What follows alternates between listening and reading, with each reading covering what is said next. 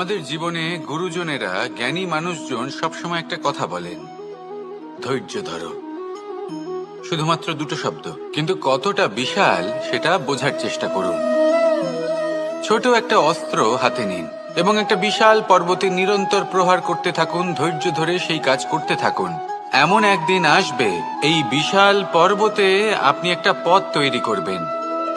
কোনো ধনুর্ধর যখন নিজের বিদ্যা অর্জন করেন, তখন তাকেও ধৈর্য ধরতে হয়, তার নিজেকে সময় দিতে হয়, তবেই সে ধনুর্বিদ্যা শিখতে পারে। সেইভাবে আমাদের জীবনেও ধৈর্য ধরার খুব প্রয়োজন। পরিবারে ধৈর্য রাখতে পারলে তাহলে আস্তে আস্তে দেখবেন প্রেম বৃদ্ধি পাচ্ছে। সমাজে যদি ধৈর্য রাখতে পারেন, তাহলে আস্তে আস্তে এই সমাজ আপনাকে সম্মান করবে।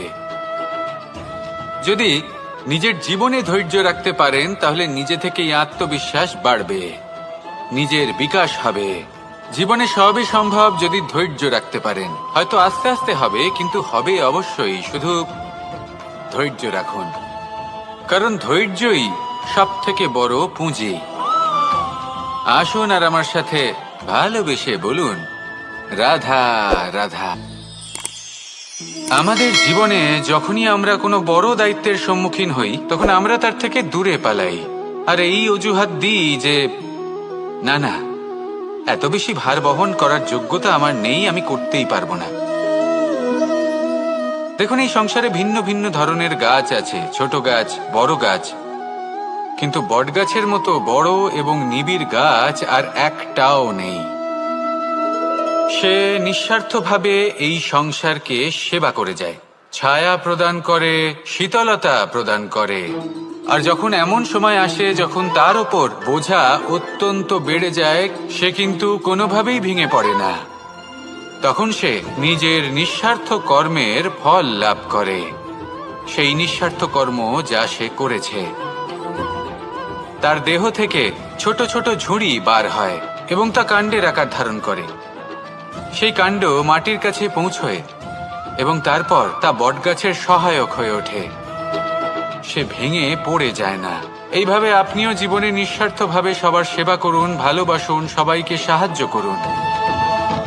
যেদিন আপনার ওপর বোঝা অত্যন্ত বেড়ে যাবে, সেদিন এই সব মানুষ আপনাকে সাহায্য করার জন্য আসবেন, আপনার শক্তি হয়ে উঠবেন, আর আপনি বটগাছের মতোই মহান এবং বিশাল হয়ে উঠবেন। আসুন আর আমার সাথে ভালোবেসে বলুন, রাধা রাধা।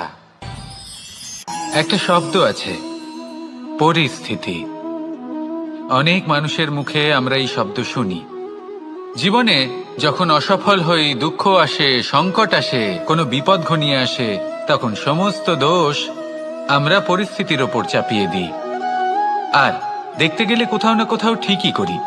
এই পরিস্থিতি প্রত্যেক দিনের মতো পাল্টাতে থাকে, কিন্তু এই দিন, এই রাত, এমন কেউ আছেন যিনি এর ওপরেও নিয়ন্ত্রণ সাধন করেন, আর তিনি হলেন সূর্য। ঠিক সেই রকমই আমাদের জীবনেও সূর্য হলো এই মন। যদি এই মনের উপর আমরা নিয়ন্ত্রণ করতে পারি, তাহলে আমরা জীবনকেও নিয়ন্ত্রণ করতে পারবো। প্রথমে এই মনের রাজা হয়ে উঠতে হবে। তাই মনে রাখবেন, যদি মন দুর্বল হয়, তাহলে পরিস্থিতি আমাদের সমস্যা বলে মনে হবে। এই মন যদি স্থির হয়, পরিস্থিতি প্রতিস্পর্ধা বলে মনে হবে। আর এই মন যদি শক্তিশালী হয়ে ওঠে, তাহলে যে কোনো পরিস্থিতি আপনার কাছে একটা সুযোগ মাত্র, এমন এক সুযোগ যাতে অগ্রসর হয়ে আপনি মহান হয়ে উঠতে পারেন। এই মনের শক্তির বৃদ্ধি ঘটান, মহান হয়ে উঠুন, আর আমার সাথে ভালোবেসে বলুন, রাধা রাধা। খুব সুন্দর একটা কাহিনী আছে। একবার এক ব্যক্তি নিজের অসফলতার জন্য ত্রস্ত হয়ে সময় দেবতার তপস্যা করতে বসলেন। উনি তপস্যা করলেন এবং সময় দেবতা প্রসন্ন হলেন, মানুষের রূপ ধারণ করে ওনার সামনে প্রকট হলেন। এবার সেই ব্যক্তি ওনাকে জিজ্ঞেস করলেন যে কি এমন আছে যার জন্য আপনি বারবার জয়ী হন আর আমি চিরকাল পরাজিত হয়ে থাকি? কেন এত পরিশ্রম করা সত্ত্বেও আমি সাফল্য লাভ করতে পারি না? তখন সময় দেবতা উত্তর দিলেন যে দিন হোক বা রাত, ঝড় হোক বা ভূমিকম্প, রোদ হোক বা বৃষ্টি হোক, সময়ের সূত্রপাত হোক বা প্রলয়, আমি থামি না, আমি চলতেই থাকি। আর সেই জন্য যিনি থেমে যান তিনি পরাজিত হন, আর আমি জয়ী হই। এটাই আমাদের শিখতে হবে। জীবনে সবসময় চলতে থাকুন, কখনো থামবেন না। হ্যাঁ, কিছুক্ষণের জন্য বিরতি নিতে পারেন, বিশ্রাম করার জন্য, নিজেকে আরো সশক্ত করে তোলার জন্য, কিন্তু থেমে যাবেন না। নিরন্তর কর্ম করতে থাকুন, পরিশ্রম করতে থাকুন, তবেই এই সংসার আপনাকে মনে রাখবে। আসুন আমার সাথে ভালোবেসে বলুন, রাধা রাধা। মানুষ তার জীবনে দুই ধরনের পরিস্থিতিকে খুব ভয় পায়। এক, কোনো কারণবশত কারোর সামনে নত হওয়া। দুই, কোনো কারণে নিজের চরিত্র থেকে, নিজের মূল্যবোধ থেকে বিচ্যুত হওয়া। এবার কেন হয় এরকম যে কথায় কথায় কারোর সামনে নত হতে হয়? কেন বারংবার নিজের চরিত্র থেকে চ্যুত হতে হয়? এরকম কেন হয়? এটা তখনই হয় যখন আমাদের শিক্ষা এবং মূল্যবোধের অভাব থাকে। যদি মানুষের মধ্যে প্রকৃত শিক্ষা থাকে, তাহলে এই সংসারে কোনো সময় এবং কারোর সামনেই নত হওয়ার কোনো প্রয়োজন নেই। যদি মানুষের মধ্যে মূল্যবোধ থাকে, তাহলে তাকে নিজের মূল্যবোধ বা চরিত্র থেকে বিচ্যুত হতে হয় না, তা সে যাই হয়ে যাক না কেন।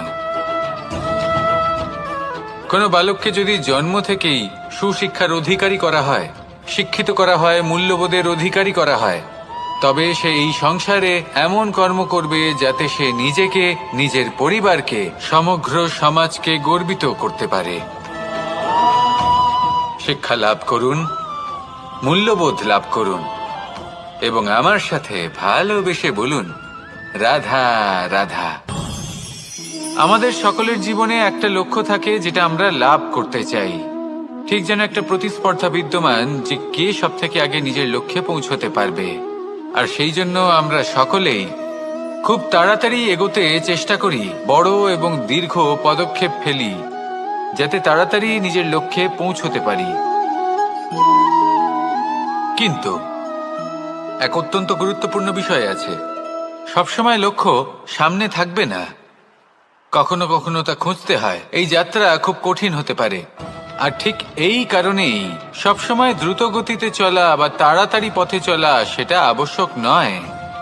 তার থেকেও বেশি গুরুত্বপূর্ণ হলো ভেবেচিন্তে তারপর পথ চলা।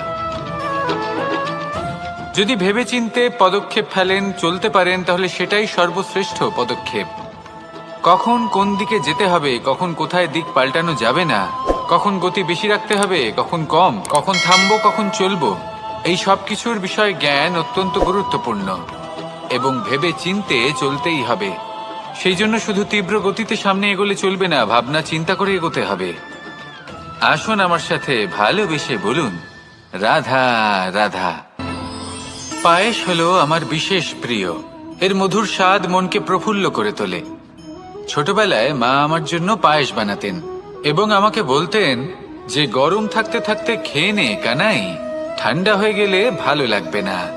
কিন্তু আমিও দুষ্টু ছিলাম, ঠান্ডা হওয়া পর্যন্ত অপেক্ষা করতাম, আর ঠান্ডা হয়ে যাবার পরে মার কাছে যেতাম আর ওনাকে বলতাম যে মা, পায়েস তো ঠান্ডা হয়ে গেছে, এটা গরম করে দিন।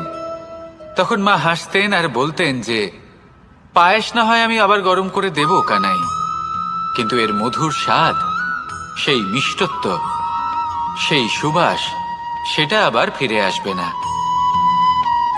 কথাটা সত্যি, আর এই সত্যটাই আমাদেরও জীবনের সত্য। আমাদের জীবনের মধুর সম্পর্কগুলি, এতে যখন কটুভাব প্রবেশ করে তখন সেই মিষ্টত্ব ফিরিয়ে আনা প্রায় অসম্ভব ব্যাপার হয়ে যায়। আপনি চেষ্টা করে সেই সম্পর্ক ঠিক করতেই পারবেন, তার জন্য অগাধ পরিশ্রম করতে হবে, কিন্তু আবার সেই মিষ্টত্ব কখনো ফিরে আসবে না।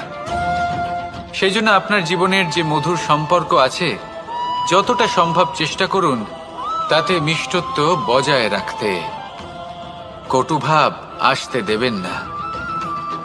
আসুন আর আমার সাথে মধুর স্বরে বলুন, রাধা রাধা। শব্দ, শব্দ আসলে কি? শুধুই কয়েকটি অক্ষরের সমষ্টি, নাকি আমাদের বাণী, এই শব্দ এমন এক শক্তি যা কাউকে এই নিজের বশবর্তী করে ফেলতে পারে। শব্দ এমন এক অস্ত্র যা কাউকে ক্ষত বিক্ষত করে দিতে পারে। এই শব্দ হলো একটি নাদ স্বরূপ যা কোনো ঘুমন্ত ব্যক্তিকেও জাগিয়ে তুলতে পারে এবং নিজের লক্ষ্যের দিকে অগ্রসর করতে পারে। শব্দে এত শক্তি আছে যে কারোর মনে এতটা আঘাত দিতে পারে যে সে হয়তো জীবনে আর কখনো এগোতেই পারল না। তাহলে এই শব্দের প্রয়োগ খুব ভেবেচিন্তে করবেন। এবং এই শব্দের মতোই হলো নীরবতা। অনেক সময় এই নীরবতা আমাদের সহায়ক হয়ে ওঠে। অনেক সময় এটা আমাদের অনুশোচনাকে অনেক বেশি বাড়িয়ে তুলতে পারে। ভীষ্ম পিতামহ, অঙ্গরাজ কর্ণ, যখন দ্রৌপদীর বস্ত্রহরণ হচ্ছিল তখন এনারা নীরব ছিলেন। দুর্যোধনের বিরোধিতা করেননি, ওকে বাধা দেননি। আর তারপর কি হলো সেটা আপনারা সকলে জানেন। দেখতে গেলে নীরবতা চুপ করে থাকা, কিন্তু যদি কোনো দুষ্টের সামনে চুপ করে থাকেন, যদি তার বিরোধিতা না করতে পারেন, তাহলে এই নীরবতাই অনেক বড় পাপের আকার ধারণ করে। মনে রাখবেন আর আমার সাথে ভালোবেসে বলবেন, রাধা রাধা।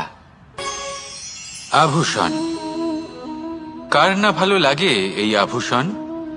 আমরা পরিশ্রম করি, ধন অর্জন করি আর আভূষণ কিনে থাকি, কখনো নিজের জন্য, কখনো বা তাদের জন্য যাকে আমরা ভালোবাসি, বা তাদের জন্য যাকে আমরা সম্মান করি। হয়তো সেই জন্যই সীতা চূড়ামণি ধারণ করেছিলেন এবং আমি সামন্তকমণি। কিন্তু এটাই কি সেই প্রকৃত আভূষণ যা আপনার মূল্য বৃদ্ধি করে? না। শ্রীরামের আভূষণ হলো ওনার নম্র ভদ্র ব্যবহার। মাতা সীতার আভূষণ হলো ওনার সততা, ওনার নিষ্ঠা, ওনার ত্যাগ। অর্জুনের আভূষণ ছিল ওনার একাগ্রতা। রাধার আভূষণ ওনার প্রেম। এই আভূষণ কোথাও নেই, আপনার মনে আছে। যদি আপনার মনে মিষ্টতা থাকে, তা শান্ত হয়, তাতে সততা থাকে, নিষ্ঠা থাকে এবং প্রেম থাকে, তাহলে আপনার অন্য আর কোনো আভূষণের কোনো প্রয়োজন নেই। আপনি যতই ভিড়ের মাঝে থাকুন, আপনার ঔজ্জ্বল্য চোখে পড়বে। আসুন আর আমার সাথে ভালোবেসে বলুন, রাধা রাধা। এই সংসারের সবথেকে বড় সত্যি হলো জন্ম এবং মৃত্যু, কিন্তু আরো বড় একটা সত্য আছে, মিত্র এবং শত্রু, যা আমাদের সকলের জীবনে থাকে। মিত্র সে যে আমাদের সঙ্গ দেয় এবং সংসারের সবথেকে উঁচু শিখরে আমাদের নিয়ে যায়, এবং শত্রু সে যে যে কোনো মুহূর্তে যে কোনো শিখর থেকে আমাদের নিচে ফেলে দিতে পারে। এবার বিচিত্র ব্যাপার হলো এটাই যে আমরা নিজেরাই এদের সাথে নিয়ে চলি, নিজেরাই এদের পালন করি। তা কি করে? প্রথমে বুঝুন এই মিত্র এবং শত্রু কারা। আপনার নিজের মন, আর কেউ নয়। এই মনই হলো মিত্র যখন তাতে ভারসাম্য বজায় থাকে, তা নিয়ন্ত্রিত থাকে, তা পবিত্র হয়। কিন্তু যদি এই মন অনিয়ন্ত্রিত হয়ে পড়ে, যদি আপনাকে সে নিয়ন্ত্রণ করতে শুরু করে, তখন সেই আপনার সবথেকে বড় শত্রু হয়। সেই জন্য এই মনের ওপর নিয়ন্ত্রণ রাখতে শিখুন, এতে ভারসাম্য বজায় রাখতে শিখুন। তাহলে আপনি এমন এক বন্ধুকে পাবেন যে আপনাকে এই সংসারের শিখরে পৌঁছে দেবে। আসুন আমার সাথে ভালোবেসে বলুন, রাধা রাধা। ঈশ্বর আসলে কে? সংসারের বেশিরভাগ মানুষের কাছে ঈশ্বর হলেন এই সংসারের রচয়িতা, পালনকর্তা।